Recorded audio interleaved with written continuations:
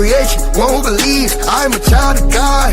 A holy nation, friend of the king. I'm protected and I'm loved. I'm an heir, so on the seas I've been forgiven. I have been freed, I have been chosen, I've been redeemed. Okay, I'm one of the yeah.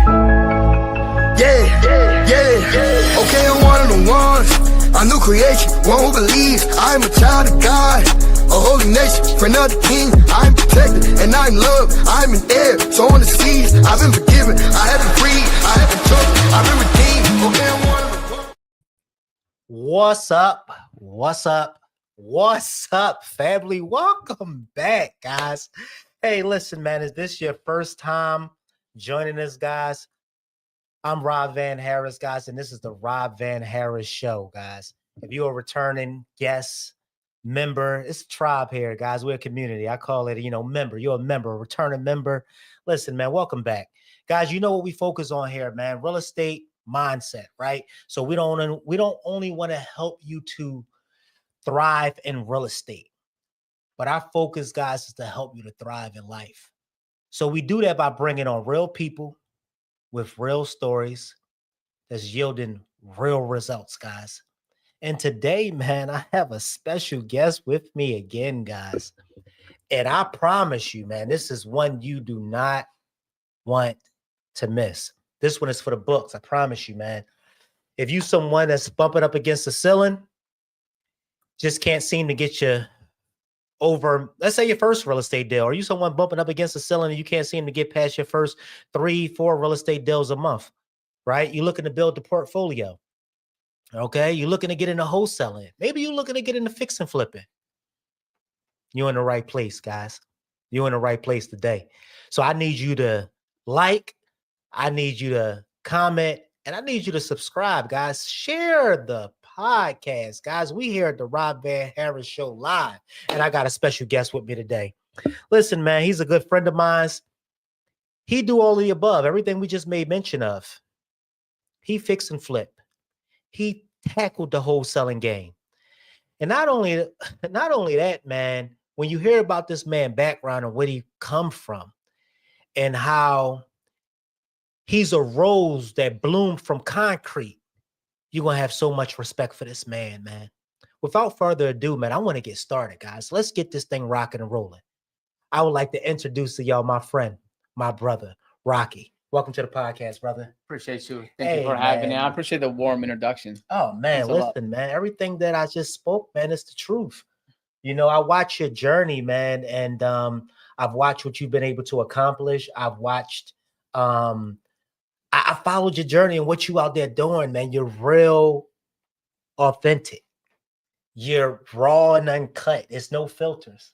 Appreciate that, man. And I love that about you, man. For the people who don't know who you are, is hearing about Raqi for the first time, tell them a little bit about who you are and what you're doing. Absolutely, yeah. Thank you again for having me here. It's an honor. We've known each other for quite a bit. That's it, man. Yes, sir. Yes, sir. This is amazing. I appreciate it. Thank you. It's a blessing. That being said, for those that don't know me, Raqi Zidane. It's pronounced Zidane here in America, but across the whole world is Zidane. For those that know soccer very well, I'm not related to him, but I tell people he's my uncle if they cut me a good deal. So Raqi Zidane here. I'm an entrepreneur and a real estate investor here, based in Georgia. I am mainly in Gwinnett County because that's my area, but we go where we create the deal. The deals are never there. There are no deals out there. It's your job to get out there, create the deal, and create the opportunity. That's it right there, man. So as we talked about, guys, listen, this man has a lot of experience, man. And Raqi is someone that's certified. People in the community know him. People within Atlanta, Georgia know who Raqi is. He's out here making a lot of noise, man. We're going to share his Instagram and all that stuff with y'all, at the end, man, and make sure that it's in the description, man, so y'all can follow his journey, man. But with all that being said, I'm a true believer, and before you can build an empire, you must make sure you have a sturdy foundation, guys. So let's go back, Raqi. Let's talk a little bit about, man, before we get into all the great things you're doing out here in the world of real estate, man, let's talk about a little bit about where you from, what started you on this journey. Tell them a little bit about you. It's funny you say before we get into the great things, because nothing in life worth having comes easy. Mm. It don't come easy. I am legit from the war zones. I was born in the war zone, Baghdad, Iraq.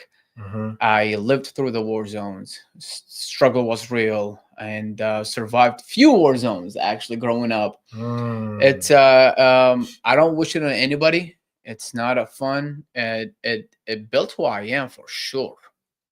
It made me who I am, but that's just a part of it, because you could really get brainwashed.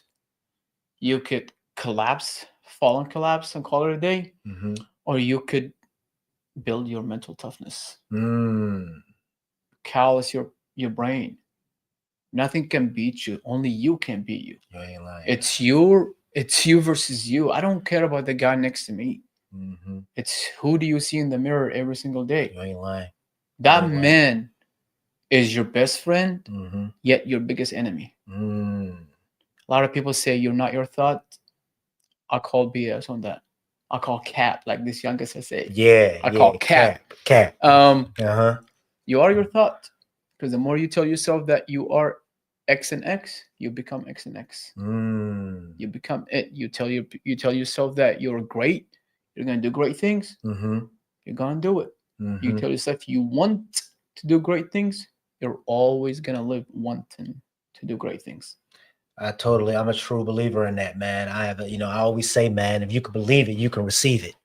If you can believe it, you can receive it, man. I mean, Warzone, man, that's a big topic right there, because I use the phrase war zone. I grew up in North Philadelphia, right? And I've watched a lot of stuff happen, man. A lot of my friends was killed. You know what I mean? I grew up around a lot of violence, man, and a lot of death, drugs, and all the above. And I think that I was just talking to a friend of mine I just came from Philly this week. And I was talking to a friend of mine, and he was like, man, did you know? I was like, no way. He's like, did you know that you would become the person you are today? And I'm like, what you mean the person I am? I'm Rob. You know what I mean, brother? He like, no, dude, like, you don't understand. Like, you don't only give hope to me, bro, but you gave hope to all of us, man. If you nobody may not call you every day. You may not get a lot of inboxes, but you gave us hope, bro, what you've been able to accomplish out here, man.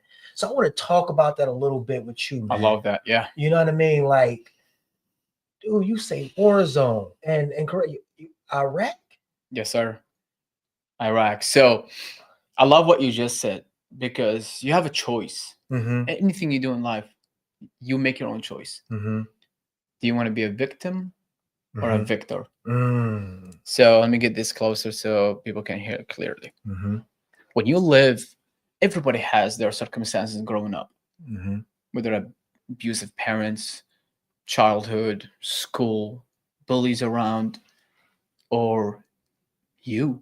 At the end of the day, you abuse you mentally and emotionally more than anything else. Mm-hmm. But also, the number one reason people just fall, they die in their 20s, they just get buried in their 70s. It's because of your surrounding. You allow your surrounding to tell you who you are, and what you're capable of. That's not who you are. That's not your capacity. God has created you and put you here for a reason. And that reason is for you to discover down the line. Because look, I can give you the answer, or I can show you multiple ways to get the answers. It's up to you. Now, do you want the answer and live the easy life and then struggle later? Or you want to struggle right now trying to find the answers and live a good life? That's all up to you. Iraq, man, it's different because it wasn't choices left for people to make to live that life. You're in a war zone. You grow up as a kid. You put your backpack on. You go to school. You walk. We don't have buses over there. You walk to school just to send you back because the school is under threat of being bombed. Wow. And you're a kid now. You're learning all these things. And then, you go through all of that. And then the 03 happened where, I'm talking about my neighborhood, right? Everybody was trapped. People think that they experienced, not being able to eat, so they eat what's that, ramen noodles. I was like, Yeah. oh, I've been Yeah. poor. Yeah. I Yeah. didn't have water for ramen noodles. Yeah. My brothers and Mhm. I, Mm. we actually had to go out during the war zones looking for water that's yellow, not brown, on a good day, Mm.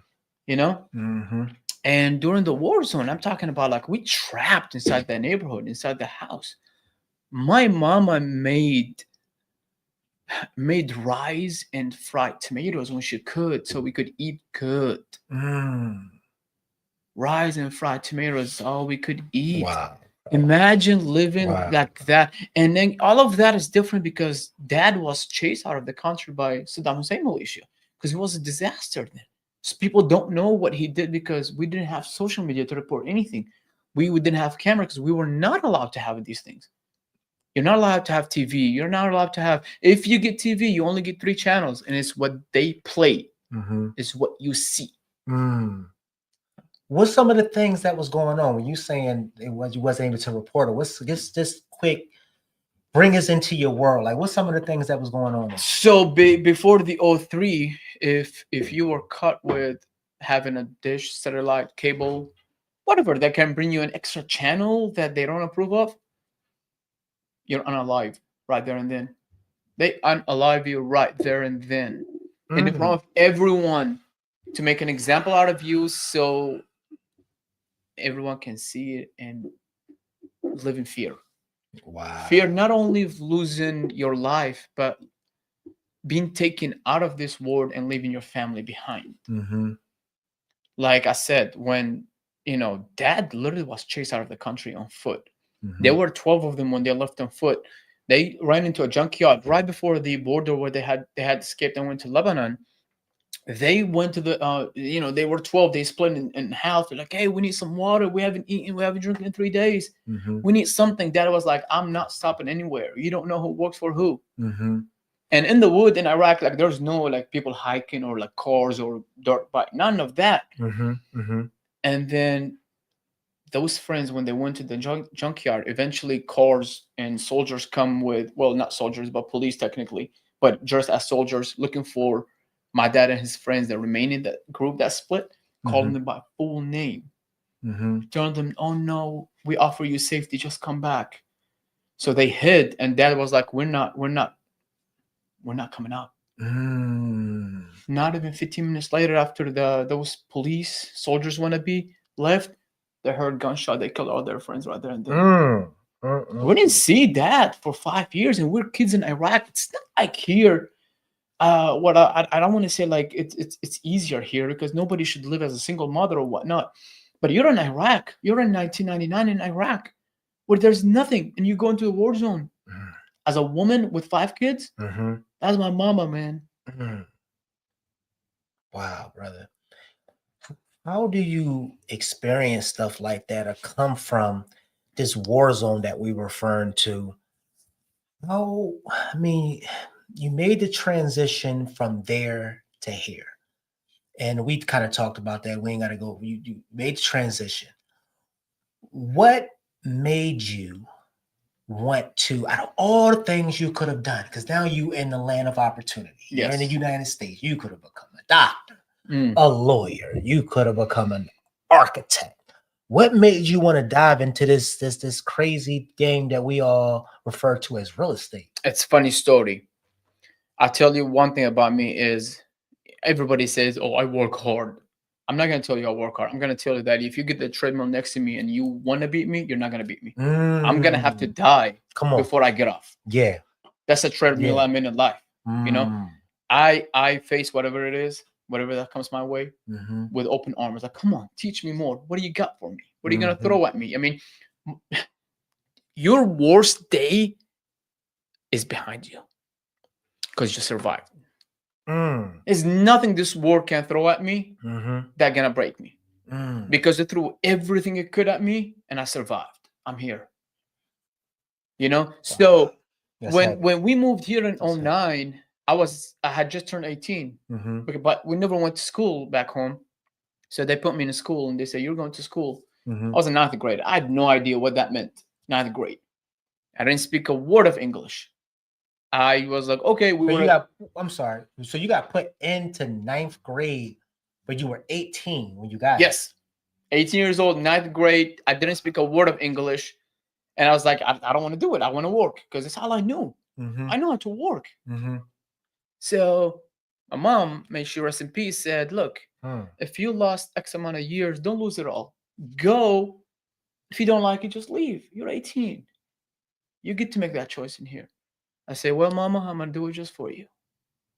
So I went, and the first day, I got laughed at because I don't speak English. Mm-hmm. The teacher was asking me, I don't know what she was saying, Mm. but she was saying stuff, and then eventually she said the word Arabic, and that's all I knew in English. Mm-hmm. And I was like, Yeah. You put. so there's a guy in the front, turn around, named Abraham, Mm-hmm. and he told me that, hey, she's asking you for a paper in Arabic. Okay. Because he was Arab. Okay. I took the paper and she smiled, yay, like I won the lottery. It's like, woohoo! I put it down. What next? Yeah. So they put me in an international school to learn English, of course, half of the day, maybe three-quarter of the day. Mm-hmm. And then they bring me back to Tucker High School to attend one last class, Mm-hmm. which was math, which really is numbers, nothing Mm. too crazy. And then that when people were like, oh, I don't speak English, and everybody laughed. That's when I started learning what they were saying. Mm-hmm. So I was like, wait a second. Now I look around, and I don't know the age difference in school in here because I actually didn't go to school back home. Like there's years we missed school, and I was like, I looked around, and everybody's just kids for me. Mm-hmm. I grew up in a barber shop, man. I was a barber at a really young age. In a barber shop, you hear it all. Yeah. Yeah. You hear it all. You meet the good, the bad, the villain, the kind. You meet them all. So I was Yeah. like, nah, these kids ain't gonna laugh at me. Yeah. So started learning English, dive deep more into it. That's not just the reason. The other reason was like we came here with my parents and my siblings, and we didn't speak English. Mhm. We literally made it out of the airport because my mom remembered some of the English classes she took 22 years ago. Mm. So I was like, nah, my family ain't gonna need help. I'm gonna be the one that translate. Yeah. Yeah. So I learned, and I started working like not probably like 6-7 months maybe after Mhm. we came here, Mhm. school and stuff like this. I started working. At some point, I was doing schooling. I would get up at 7 in the morning, get to school by a little bit before 8. I went to school, then I played soccer. Mhm. After I played soccer, I went to work around like 6:30. Mhm. I would get off work at like 3:30 in the morning, come home, shower, sleep 2-3 hours, wake up, go to school. That was my high school. Mhm. And then, long story short, I was able to finish high school, moved on, went to college. I was like, yay, this is it, college. Look, I was like, you know what? I did this and I didn't speak English. I can do college. Mhm. I got into college, and then I got into a car accident, end Okay. of 2012 or 2013, and put me out of school. Put you out of school. 3 years, 4 years. My head hurts like crazy. Mm. So long story short, going back, I was like, okay, you know what am I gonna do with this? I went back to school after 3 years. I couldn't do it. My head would hurt. Mhm. And I was like, okay, I'm out. So I was like, okay, I'm gonna focus on working. Then I come across a friend of mine actually mentioned AIM, Institute Maintenance of Institute of Aviation of Maintenance, next to Costco here in Duluth. It's an aviation school Mhm. to become maintenance technician. Okay. I was like, interesting. So at that time, I was working at the bakery, and a friend of ours, he's like more like a brother. His name is Abbas. This guy said to me, look, this person is doing maintenance, and I know he's not smarter than you. Wow. You don't want to stay in production management because you're gonna get stuck here. Plus, your brother is a maintenance I'm a production supervisor, so it's gonna be very difficult for both of you to exceed here together because you're family members. Mhm. How about you give this a try? If you don't like it, come back, because he was the manager, Mhm. production. I took his advice into maintenance, started learning maintenance. Literally, I kid you not, my leader said to me this on my first day in the maintenance department. He said, look, you're too smart, you're too dangerous. We're not going to teach you anything because we are afraid you take our jobs. Wow. I said, thank you for being honest. I got this. Wow. What is it? How hard could it be? Yeah. I literally learned maintenance from YouTube. And then it's not just was watching YouTube. I watch YouTube, I watch 15 minutes, and I go actually work on scrap metal. Come on. I consume and I implement. Come on. Then went to that school, met amazing people. One of my best friend actually flew all the way to Thailand for his wedding. So I met him in that school. So the greatest investment I ever made was I paid for that tuition. I got my license, started doing some contractor jobs. I even worked in the C-130s, the fighters for the Air Force Base in Marietta. I even went there with the help of a Lebanese guy that got me introduced to the people in there. I did a lot of stuff while I was working as a maintenance technician full time. Wow. And then real estate. How did I get into real estate? I'm sure There you go. How you go from, because Here we you went go. from Iraq to maintenance. I'm like, how you go from striving to throbbing to like, that's a testament right there, brother. You bringing me into your world. I'm like, wow. Check man. this out. Even the audience, they like, wow. Check this out. I get a full-time job offer from Boeing Airline, North Charleston. I was making $20 an hour as a maintenance technician at King's Hawaiian up here in Flower Branch. And look, I'm not saying I'm the best maintenance technician, but I'll be damned if you give me something and I don't do it. Wow. So I was like, okay, cool. I had worked in there for like 4 months, only 4 months at King's Hawaiian, and I got that job offer. They're like, hey, you're gonna make $26 an hour. It's no brainer. That's $6. And I'm gonna exercise my license, which I was, but not a full time. Because I was doing the full time as King's Hawaiian, but a lot of contracts in the job on the side. And so I accepted the job because I'm only here at King's Hawaiian for 4 months. I was like, look, I mean, I went to my manager. I said, look, thank you so much, really, for giving me the opportunity to work here. I know I have been here only for 4 months. I will never forget, word for word. I said, I know. Was 26 the most money you ever made? Well, $20 at that time at King's Hawaiian before I accepted Boeing Airline, and yes, that was $26. Yeah. So I was like, I literally said, thank you for allowing me to work here. It's been only 4 months, but look, that's $26 an hour. Yeah, that's more money on the table that I'm building for my family. Yeah. You know, because look, I appreciate your table, but I want to build mine. I don't want to eat yours all the time. Okay. So they were cool with it. I was like, oh, thanks God. I get called to the office the next day, and I was like, oh no, they're gonna let me go because it happened to me in my previous job. 7-8 years at that job, I give my 2 weeks notice. They let me go the same day. They let you go the same day. They're like, So you ain't got to I wait was 2 like, weeks. oh man, I was like, well, it is. I got 2 weeks, so enough for me to go back and forth, prepare a place. So I've already called an apartment, had a place, put a security deposit and everything. They called me to the office, and of course he gave me my flowers. Like, hey, 4 months, but you've shown us enough to see your potential. And he literally pushed the paper in front of me. I flipped the paper. They gave me $27 an hour. They gave me $7 raise overnight. I was like, oh no. They recognize talent. They want to beat out their competition. They said we can't lose this talent. Yeah. So, and you know, I don't care if I have to go to North Charleston or I have to go to Europe or I have to go back to Iraq to work. I'll do it. That doesn't scare me. It was about your family. You taking care of your family. My family, my parents, my siblings here. And it's no brainer here and here. It was a yes. Yeah. But I don't want to sound greedy. Like, hey, let me get the night to think about it. Yeah, it's no brainer. I just sat with my family. I looked at them. I was like, I didn't even tell them like, what do y'all think? I said, I'm gonna take it. I'm gonna stay here. Because I had my kids, I want all my kids to grow up around my parents. That's what I want. It's a family bond. Look, there's nothing in life can beat a family bond. Nothing in life. Well, whatever it is. So God gave me a hint to take it for my family. Just for COVID to happen. Shut down Boeing Airline in North Charleston. Completely shut down, laid off everybody. So you got the 27 now in your pocket now. That my manager was like, I bet you're happy now. Yeah, you like, look, I'm about to go to this new level. But I wasn't happy, Rob, because had I taken that job and I would have been laid off, I had to come home with my tail tucked, and I tell my family, Daddy ain't got a job. No, man, that's not a war zone survivor. Yeah, that's not a warrior, man. Ain't it? So I was like, how many kids do you have, right? Two babies, 2 baby girls. I was like, nuh-uh. I That's couldn't sleep that night. Mm-hmm. After I heard that the airline shut down, I couldn't sleep. I literally typed this in Google. I will never forget. How to get rich. How do you do one thing one time and get rich forever? Something like that. Mm-hmm.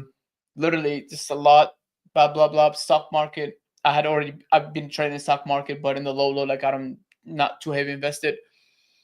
And then the third one was real estate. And I promise you, Rob, I had no idea what the word meant. Real estate. What is real estate? I click on it and then, of course, start reading. And I went to my favorite university, YouTube. People can really abuse YouTube, or you can make it the best thing that ever happened to your life. Yes. I literally went in there and I watched Jerry Norton. He spun the wheel. He landed on a city, picked up the phone, put his filter, call an agent, hang up after he got the property, call another property, sold the deal within 30 minutes. I'm like, wait a second. And y'all watching, y'all can see I can talk. Yeah. Y'all can see I can talk. I worked in a barber shop. Yeah. And I was no, like, that's good. But here is the good thing about what you're talking about. And guys, I need y'all to share, like, comment, man. This is important because a lot of what he touched on just now is mindset. He went from surviving to thriving, guys, and he gave y'all the backstory. Now he's leading up, because I asked him the question, what led him to real estate? But he took us through a journey, because a lot of us right now are going through a journey.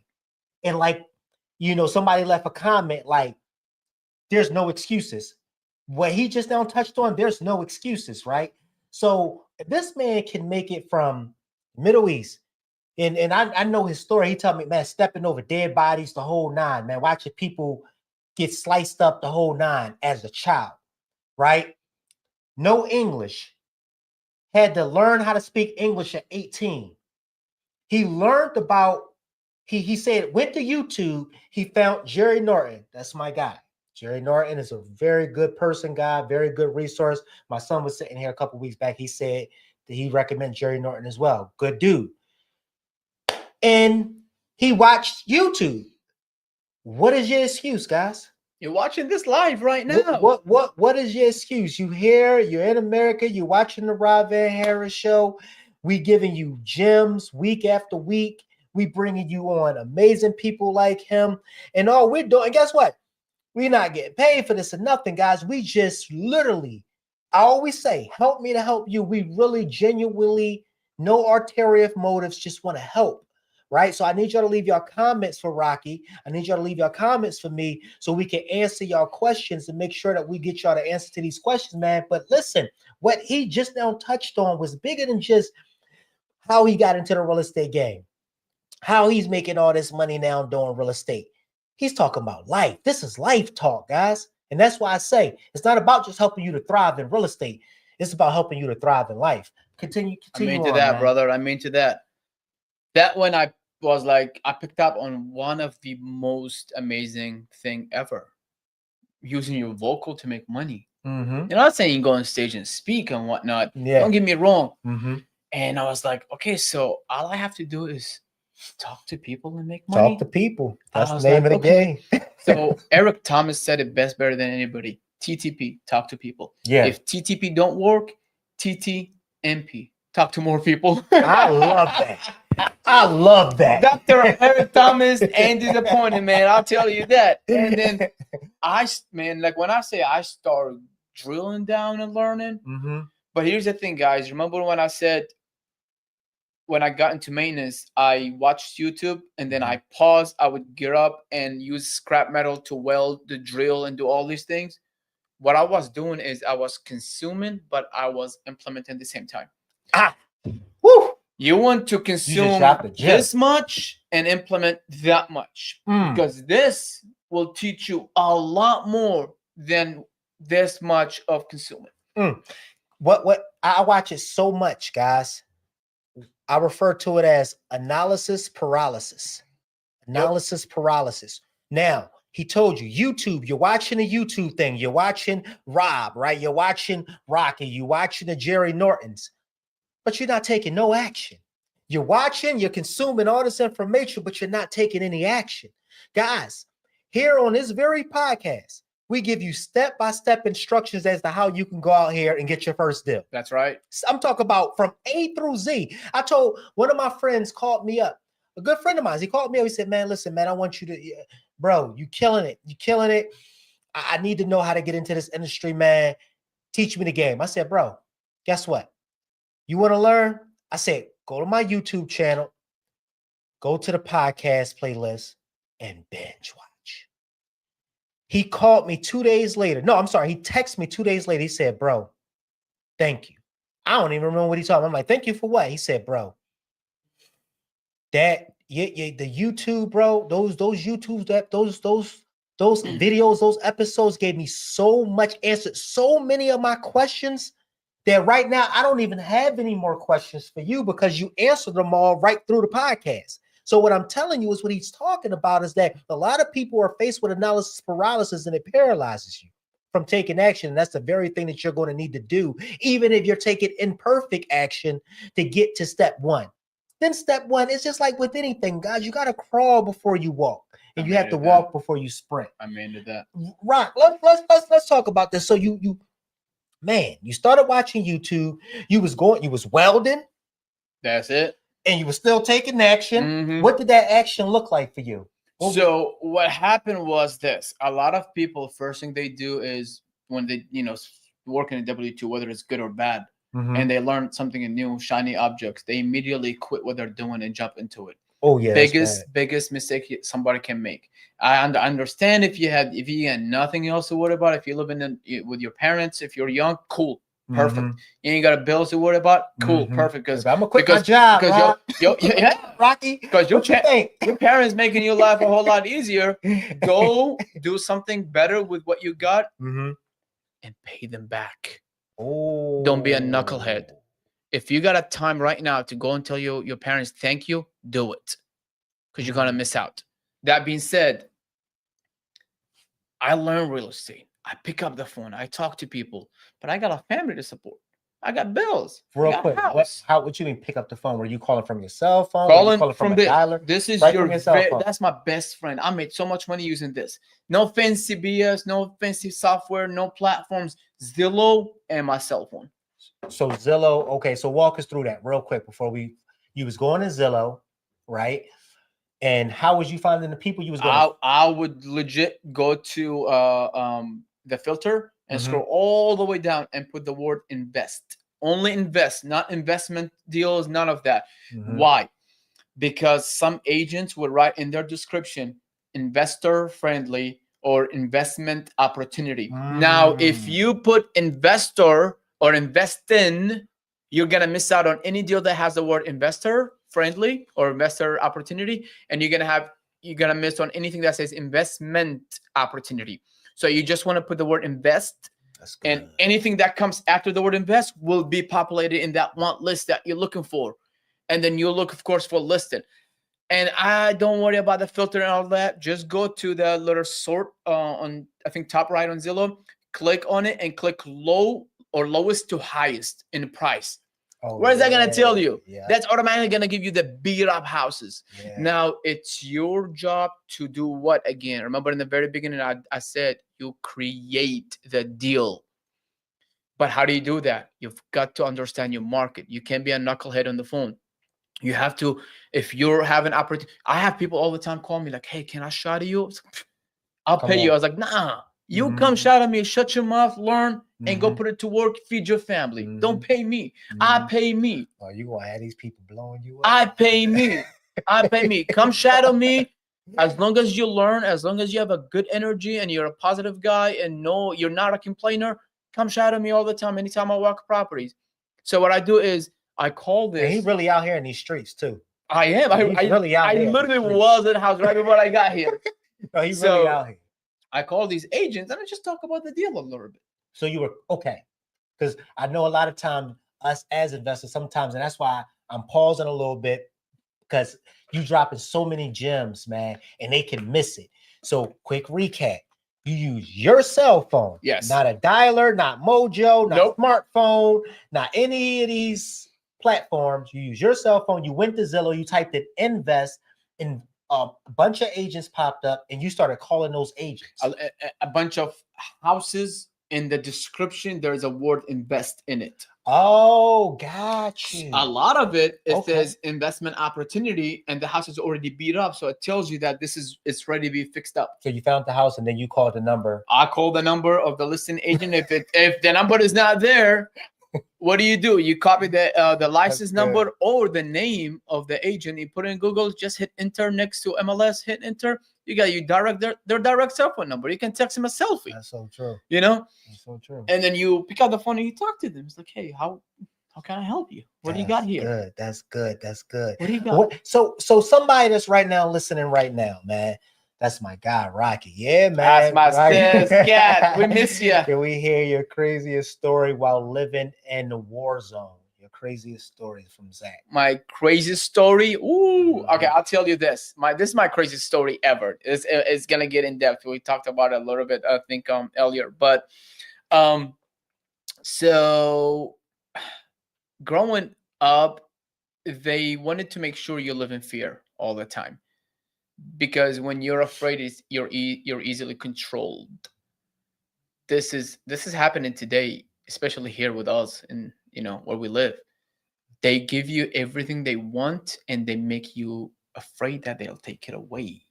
Mm-hmm. That's how timeout, or like, I'm gonna take your cell phone or take your privileges work. Mm-hmm. They make you live in a fear that you're gonna lose your cell phone, so you have to be not disciplined, but obedient. Yeah, I'm gonna obey the rules because I'm instructed. I'm gonna lose my job if I don't come back from break on time. You're afraid of losing something, and instead of you're disciplined enough to show up on time. Mm-hmm. Crazy story was this: friend of ours was cut. Well, neighbor was cut having a satellite dish and on his roof. And somebody snitched, because you don't know who worked for who. That during Saddam Hussein era, they hung that guy on the electrical pole outside the neighborhood, and of course they unalived him immediately, but they left him there for a week, hung, to make sure that he's being made an example of to everybody. Wow! So that way you're afraid to even ask for the truth, and you are living in a bubble, and you don't want the bubble to pop, because you might lose either yourself or everybody else in your family. My God, bro, how old were you when you witnessed that? Oh, at 9, 10. That's crazy, man. Another one when I was 12.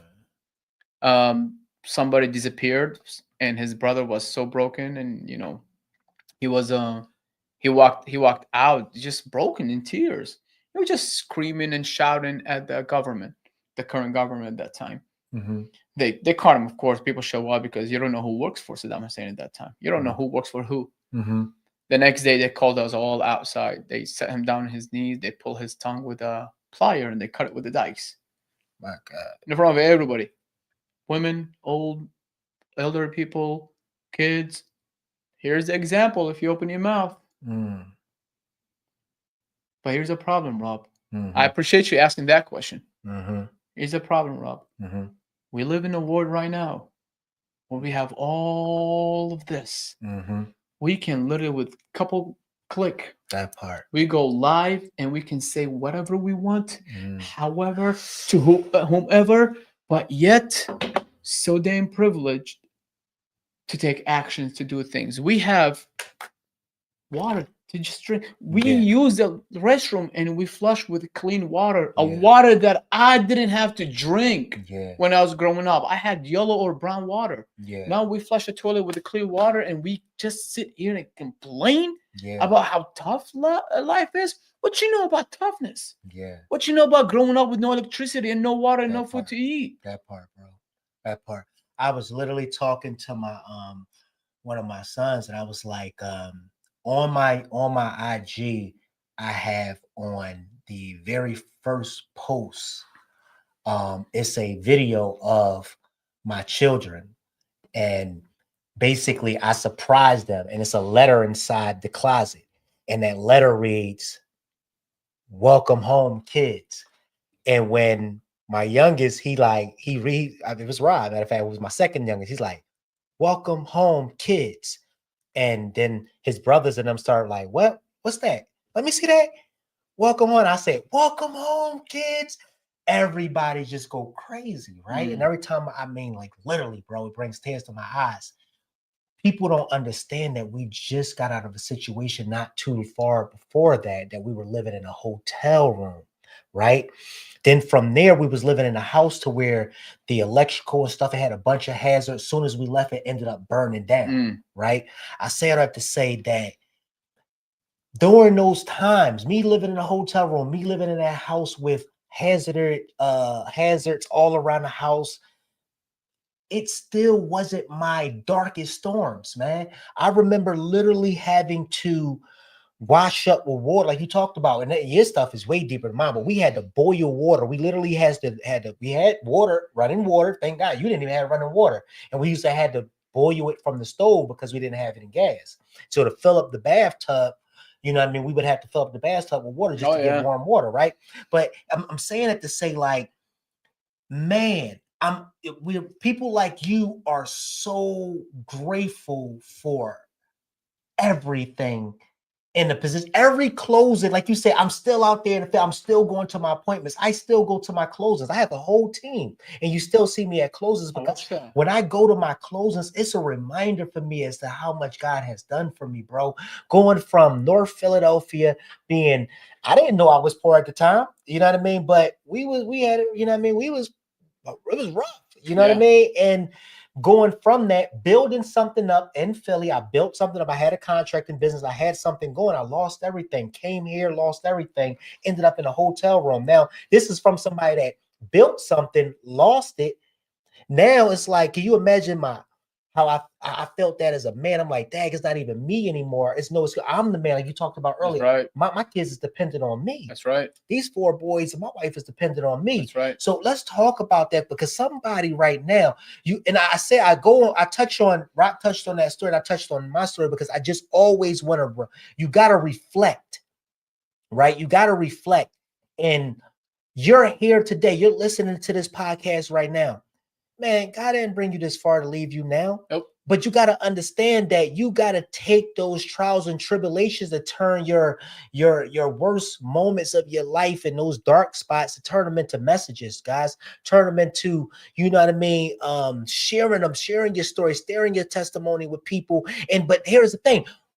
You got to go out here and accomplish the thing that you were set to accomplish, that God installed in you to accomplish. What are you doing with your gifts? What are you doing with your time? Rock just now told you, like, man, I'm watching people get sliced up, their tongues chopped up, hung from poles and left for a week. That's why when I'm putting it together and understanding, seeing how he operate, and now I'm able to connect the dots. Now, when he talk about Warzone, we both come from different war zones. Yes. And if you see how we move today, we're so grateful for everything, especially the position that we are today. What is the thing, man? Because again, guys, like, share, comment, guys, because this is a deep, this is deep. It's going to only get deeper as we continue to go. And this is deep, man. What are some of the biggest challenges you faced, man? You know what I mean? Dealing with 2 men, both from bad situations, are still making it, man. This is the testimony. Yeah, that's right, Zach. Yeah, I mean, trials and tribulations, man. Two different men from 2 opposite sides of the world, but we both came from war zones. You know what I mean? I got some crazy stories. We ain't gonna talk about that now, because this is about, you know what I mean, Rock sharing his experiences with you guys. But look, I appreciate that. Thank you for putting me here and you know, giving me the stage as if it's mine. But let me tell you exactly what Zach said. Look what we're sitting. Here's the thing. You and I are having this conversation, and people are watching. The most important part is this: you don't know who's watching. That part right there, bro. Because what if someone somewhere, maybe not today, maybe 2 weeks from now, yes. Zach has a friend who's friend like at the edge, and Zach was like, you know what? Look, before you take your life before you do anything stupid. Mm. Go watch this podcast with these two guys that came from absolutely nothing from the war zone. Because at the end of the day, we don't know who's watching. We don't know who we impacted. And this is not just my story. My story is being told right now because of this man. Because he took it up himself not to be with his family right now, to sit over here and allow me to tell you what I went through and how I use that to become a victor, not a victim, so you can learn from it. Because this man took time out of his day to do this. So I know I appreciate you, brother. This is not just about me. You put this, and people are watching. Like, we got Edgar over here, one of our good friends. Yeah, that's my brother. I tell you what, you don't know at the end of the day who's gonna be watching this, and you know, we might be the reason why we saved somebody's life who goes on in life, do better for themselves, grow, get married, have kids, and now you and I, Rob, is a part of that family tree. That part, right? That family tree that God put here, not us, but He put us here to be seeds. Brother, you just summarized what this podcast is built on. That's it. This is what it's about, because people just want to hear about the money, the bag. No, tell me how you got at the bag. But I'm like, brother, young man, young sister, I can teach you to get at the bag. But if you ain't got your mind right first, if you don't understand what comes with having the bag, because if you broke now with a bunch of problems, when you become rich, you're going to have just as much problems, but your character going to get you in a deeper hole than what you was in before you got the bag. That's right. That's what people don't even understand. I have just as many problems as I had, more problems than I had now that I'm where I'm at. I have more problems, guys. That's right. You are who you are, and you're gonna be who you are with more money if the money is what you want. You're gonna make money, but what you're gonna do with it when this is messed up? Exactly what you said. It's gonna amplify. You're gonna put yourself in deeper, and you're gonna dig yourself in a deeper hole because you don't even know how to get out of a small one. Now you got more money, and you're just digging yourself into a bigger one, and that's a problem. That's why, don't get me wrong, money is good because, like, a lot of people say money don't buy happiness. I hate that. I'm not saying that it buys happiness, but if I want to build a shelter, if I want to build a school and go to go to East Point and take these kids and put them in school for free, what do I need to do that? I need money. But again, if you ain't got the dog on you, first of all, if you ain't got this right, you're gonna have it all wrong when you have money. You actually better off being poor than being rich. I said something along those lines. I say you touched on that because people don't understand. People say money don't buy happiness, but money can be a defense, guys. Understand that, like, money, yes, I understand that where the analogy came from. But for instance, like, I was just talking about this, like, I can pick up right now because my son, prime example, my son hurt himself. He plays football. He's in college. He hurt himself, right? He said, Pop, I need you to be here. I gotta get a surgery. It was supposed to be this week, right? He calls me up on maybe, I think it was Monday of last week. He called me up on Monday.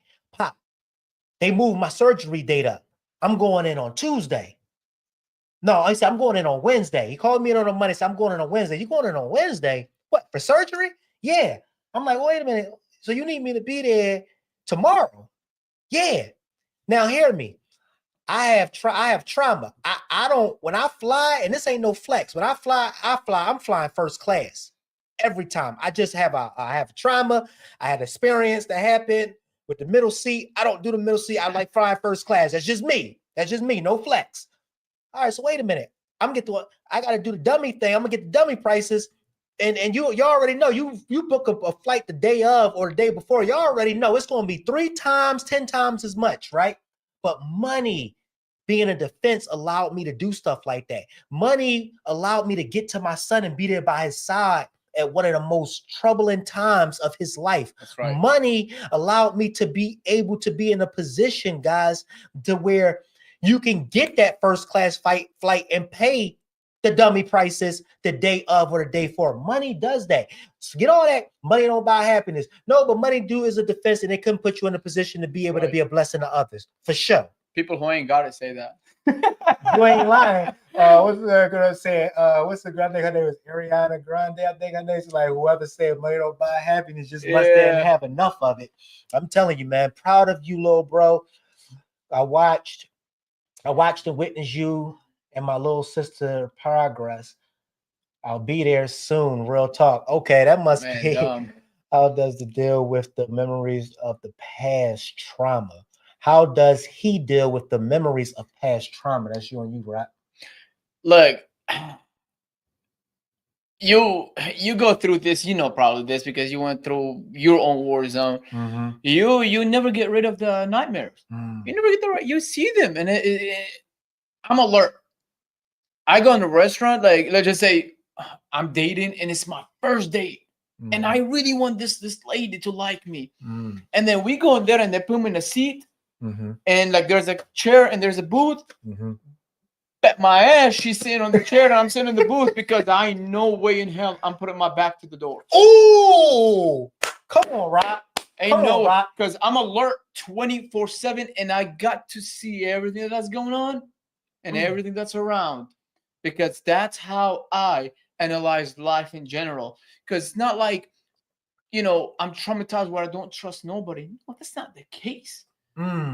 It's not the case. I've survived it all. I can survive a couple more, dates and whatnot. But it's not. I'm not traumatized by that, but I'm alert.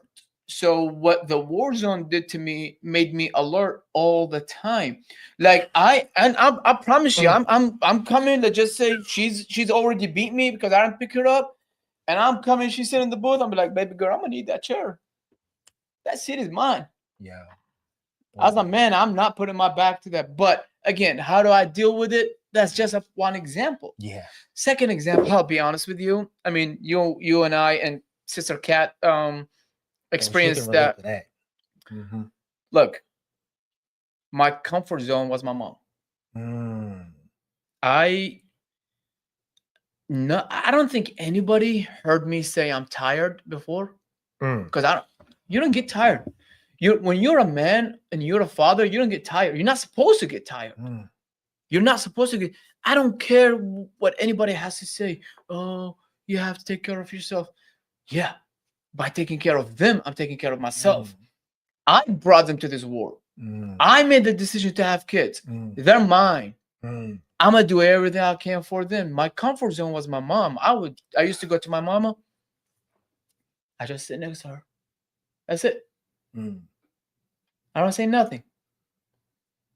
That was it. That's how I dealt with everything. So, and I know you and Sister Cat went through the same thing not too long ago, but for me, I go to the graveyard a lot.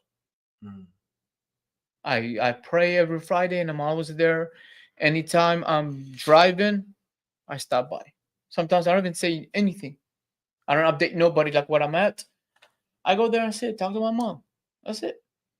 That's how I deal with everything. Because that's the unconditional love. A mother's love is your first love as a man. Yeah, bro. Is your first love. Sure. And it's so unconditional. Whatever you do, your mama will always love you. So for me, she was it. She still is it. So I go to the graveyard a lot and I talk to her and just let it all out, That's it. Got it. What other outlets? And your mom is now gone, correct? She's gone, because I don't know if you may mention that, just so the audience is tuned in. Mom's no longer here. That was your safe spot. That was the person you would go to, and that's how you dealt with past trauma. With mom being gone now, how, outside of going to the graveyard, what other outlets now do you have to go to kind of that place of rest? That's she's my biggest loss. That's my attachment to earth. Yeah, His mom. Yeah. I I love my kids, you know. I hug my kids all the time. They run into me because I'm there. That's the most important part. Is you gotta be present when you can. Yeah. And I understand, like, for the people that heard my story and whatnot. Even when I got into real estate, I was working 55 hours as a maintenance technician. When COVID happened, I didn't go into the airlines full time. I leave the house at 5 o'clock actually, because traffic. I drive from Lawrenceville to Johns Creek, so it's about good 45. I get to work. I work from 6 to 6:30 in the morning. Get off, get home at 7:10, kiss the kids, but right before they go to school. I sleep 2-3 hours, and then I wake up and do real estate full time. So there's a lot of sacrifices we have to make. But you know, my kids, when I come home now and they run into me, it's like, it's, you know, you forget everything. How many rewind? How long was you going to work for? 3 years. Actually, No, no. how many hours before you went and did the real estate after work? So I worked. I left the house at 5 o'clock. 5. I came home at 7:10 in the morning. 7:10 in the morning. So 14 hours. 14 hours, and then you would go you would sleep for a little bit. I'm taking it, and so 2-3 hours max. 3 hours, and then you would go basically to your second job, which was Real making estate. phone calls with real estate. Real estate full time. Real estate full time, and then, not to shift away from what that question is, I gotta stay busy, because without mom is really difficult. Like, I got pops, man. My dad is a soldier. If I grew up and become half of the man he is, I won. I won as a man. Wow. And as a father. Wow. That's my dad. Wow. But man, my mama, bro.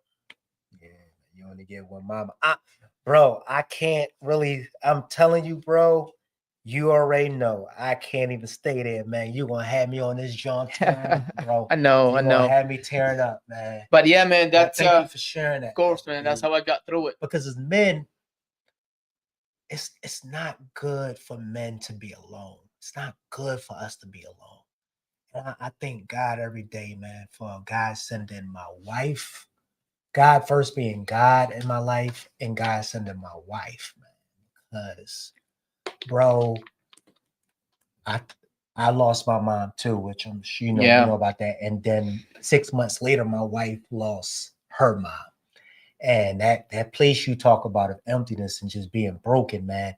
I went through so much, man, growing up. You know what I mean? And I'm like, yo, I would go through any of name the biggest, baddest. I would go through any of that, man. Versus having to face that pain right there, man. Yeah. That right there, bro, was like a bullet through my heart. And the people, both my moms, they was my moms. You only get one. You talked about, bro, when you lose, you know what I mean? People like that, your mentor, your coach, your cheerleader, all in the one. That's right. All in one. All in one.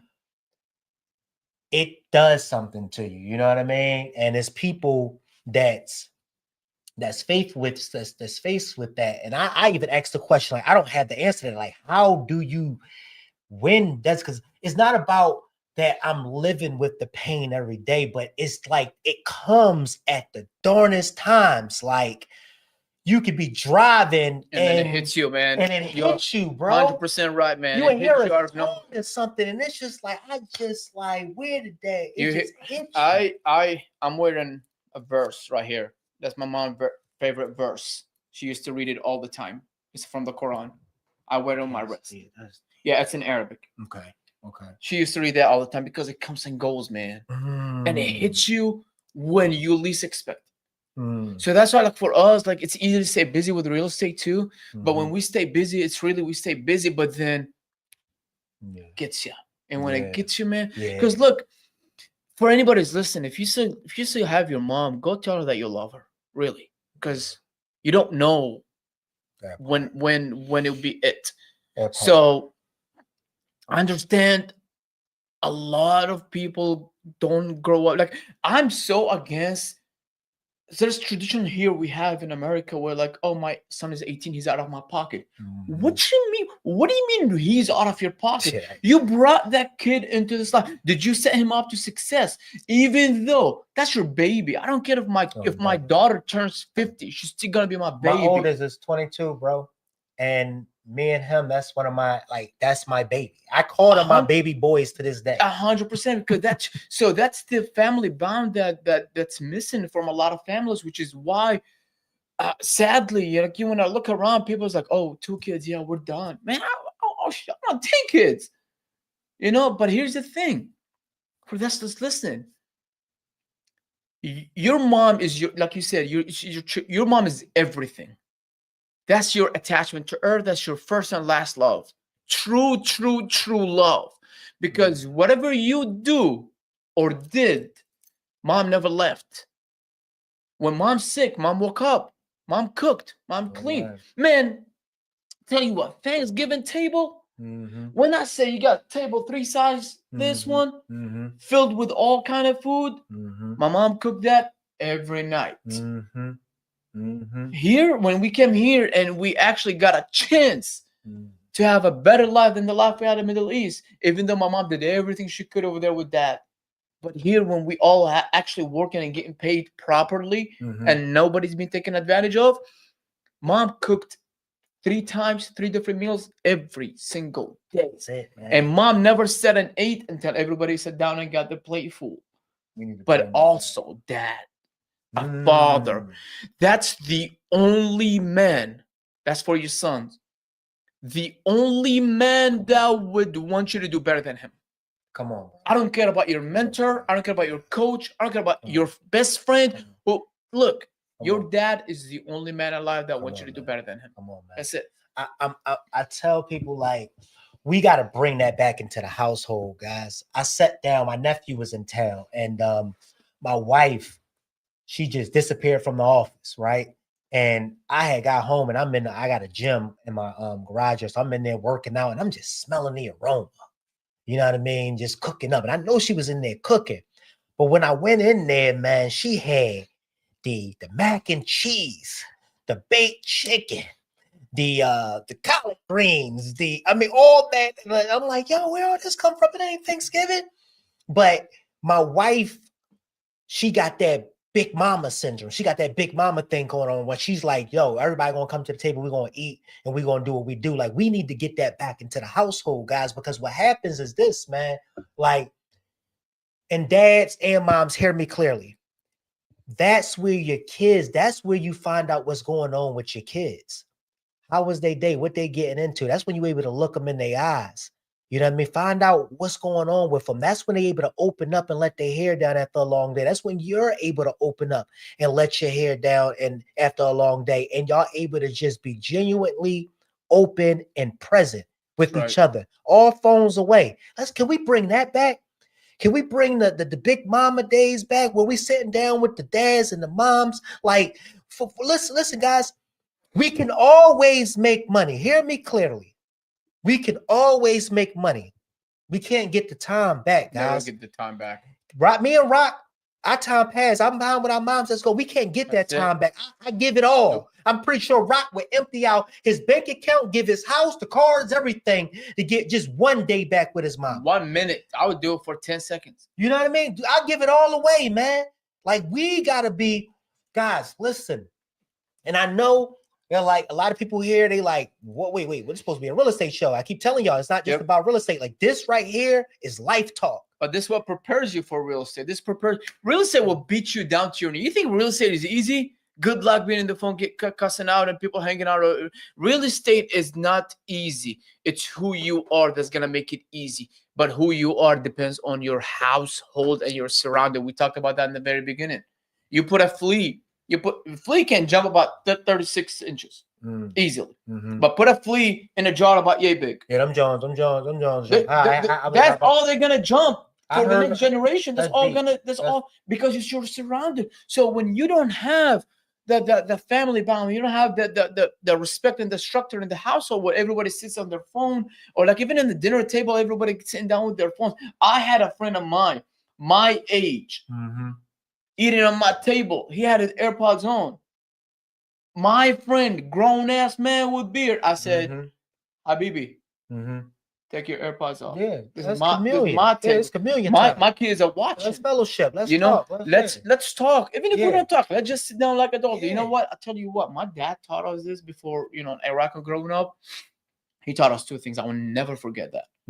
One is every day, because me and my two brothers, so I'm 35, gonna be 35. My brother is 36, and my other brother 37. So I have two younger siblings, but we grew up like 1 year apart. Dad would come home with 6 pieces of wood. Right? He gives us each piece of wood and we break it. He said, break it, we break it. Then he puts 3 together. And we're kids, you know. He said, break it. He passes it around, we can't break it. He said, that's what happens when you stick together. Ain't nobody can break it. Second thing he taught us, what did you learn today? Come on, bro. Now, you don't want, you know how it is. We grow up with siblings. You don't want to be that idiot in the family that didn't learn nothing. So he doesn't force you to do anything. He just sits in the table. What did you learn today? Rob, oh, I learned if you mix this color and this color, you get brown. Okay, me, oh, I learned if you drink a bottle of Sprite, you'll be burping all the time. And then Rob Jr. is quiet. Nobody wants to be Rob Jr., right? So automatically, unintentionally, it forces you to learn something new every single day. But that's the family presence. This is so good. Because everybody sits and everybody talking to each other, and now we miss that. This is so good. We miss that. So for me, like, I do everything in my power, unless I have to, not to miss a meal with my kids where I can sit and look them in the eye.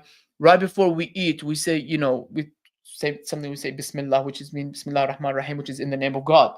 We bless the table before we even eat. But I tell you what, man, in my household, I don't care who you are, where you grew up, what you do, how much money you got. You do not play with food in my household. Come on, bro. There's, if I say, hey, Rob, pass me the apple, there's no tossing apple. That's food. That's God's grace. You're going to toss God's grace at me, and I drop it down in the ground where I walk with my shoes that I went to the bathroom with, public bathroom. Nuh-uh, we ain't doing that. We don't play with food. We don't disrespect God's grace, because that can be taken away in any second. I was there. I want y'all to pay attention to something, man. This is deep. Hear me clearly, guys. Hear me clearly. Two men from two opposite sides of the world, right? Totally different backgrounds.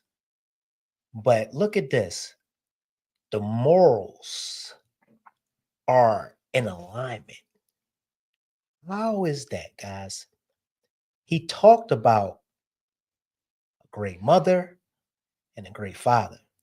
He talked about how his dad installed and ingrained in him certain morals. You're going to be better than me. I tell my kids the same thing. No, I want to be just like you, know, Dad. No, you're going to be greater than me.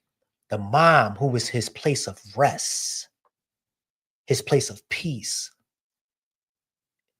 I want you to pay attention to that, because if you hearing him talk, I'm looking at this man and I'm not talking much because it sounds down to the T. And this is why I always say, stop letting politics and all this nonsense separate you from your blessings, guys, because power is in relationships. Stop letting that stuff, oh, Democrat, Republic, you know, I'm this religion, is this religion. You know what I mean? It's like, yo, I told a lady this today. I said, a lady argued me down on the phone about how investors are bad and they're evil. And no matter what I said to her, she kept going back as to how investors are bad and evil. And I said, you know what? I'm going to leave you with this. A man and woman against their will is of the same opinion still. Still 100%. A man and woman, a man or woman against their will is of the same opinion still. I got that from Pace. I don't know if That's it's right. or not. But I agree. It don't matter how much. Don't you matter. won't always remember what a person said to you. That's right. But you will remember how a person made you feel. Exactly. That's one thing. That's why me and you. I love that. I love that so much, because I can give everybody right now. Let's just say I'm gonna ask you, well, were you last week at 10 p.m.? You have no idea. Like, last week, huh? man, I don't know. I was home. Mm-hmm. But if I tell you, I know we're going to use it probably in a little bit of extreme example. But if I tell you, what were you September 11th during the attack? Oh my! You God. remember that? Why? I know exactly where I was at. Emotion. I know exactly where I was at. Emotion. You remember how you felt. That's So deep. imagine if somebody makes you feel a certain way, you will always remember that. But here's the thing. I'll tell you what, I sat down over here and you guys thought that's going to be like all real estate, right? But here's the thing. The mindset prepared both of us to be able to do real estate ins and out like there is no tomorrow. But here's the thing. I sat down over here and he allowed me to talk about my story. And I talked about my story like I just rehearsed it.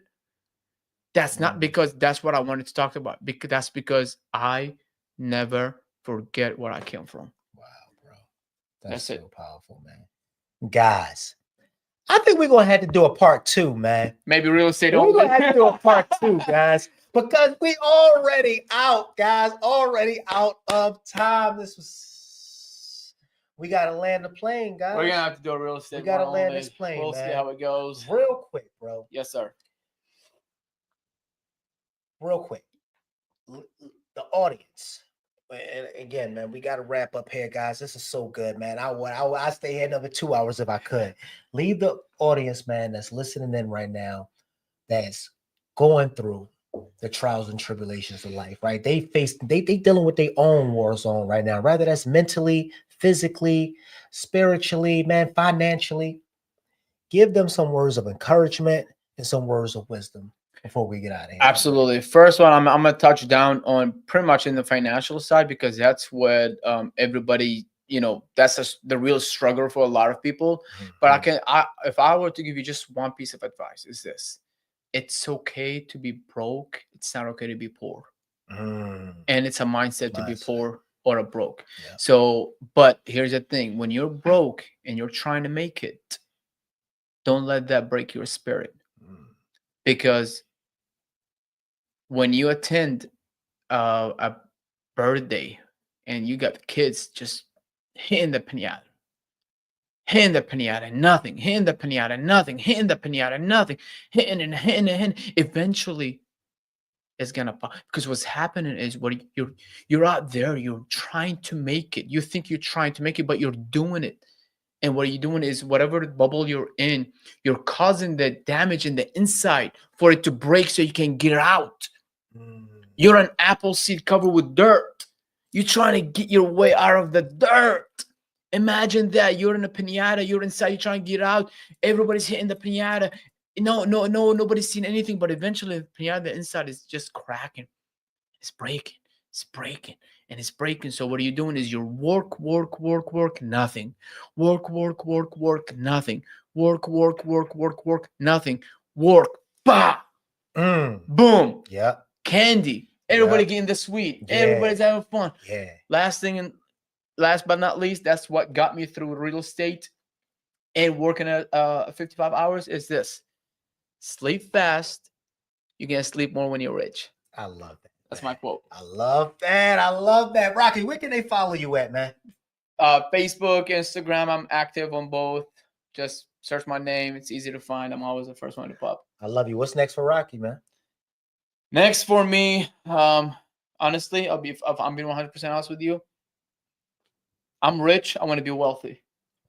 And I want to take my kids out of this public school. I want to be able to teach them the tradition, the love, the care, and everything that shapes a household. So they're not influenced by somebody sitting in the chair because of the paycheck. What's your definition of wealth? Definition of wealth is this: if you're in a position where you can turn around, extend your arm, and lift another brother and sister up, you're wealthy. Enough said.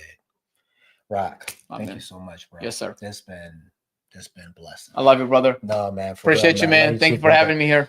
Man, guys, it's been another amazing episode of the Rob Van Harris Show, man. As I could tell you guys, the comments, he didn't even get a chance to list a lot of the comments that's over here on the side, guys. And I don't know why they don't show up on like the YouTube channel. They only show up when we're live, but it's a lot of comments, guys. We're going to have to do part 2 of this. This was amazing.